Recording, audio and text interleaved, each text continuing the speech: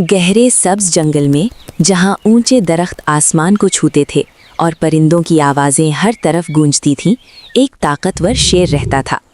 वो जंगल का बादशाह था, मगर गुरूर उसके दिल में भरा हुआ था। उसे लगता था कि उससे ज़्यादा अक्लमंद और ताकतवर कोई नहीं। इसी जंगल में एक चालाक लोमड़ी भी रहती थी। लोमड़ी जिस्म में कमज़ोर थी, मगर दिमाग बहुत तेज़ था। वो हमेशा हालात को समझकर ही कदम उठाती थी। एक दिन शदीद गर्मी थी, जंगल में पानी कम हो चुका था।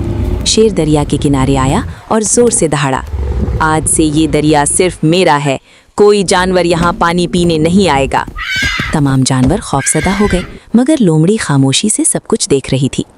कुछ देर बाद लोमड़ी आहिस्ता आहिस्ता शेर के पास गई और बोली, ए जंगल के बादशाह, आप वाकई सबसे ताकतवर हैं, लेकिन क्या आप जानते हैं कि इस जंगल में एक और शेर भी है जो खुद को आपसे बड़ा बादशाह समझता है।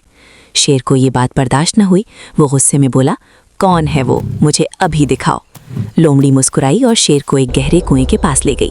उसने कहा, वो रहा आपका दुश्मन, इसी कुएं में रहता है। शेर ने कुएं में झांका तो उसे अपना ही अक्स नजर आया। उसने समझा कि वाकई कोई दूसरा शेर है। गुस्से में आकर उसने जोर से दहाड़ा और कुएं में छलांग लगा दी। छलांग लगाते ही वो पानी में गिर गया और बाहर ना आ सका। जंगल में सुकून वापस आ गया।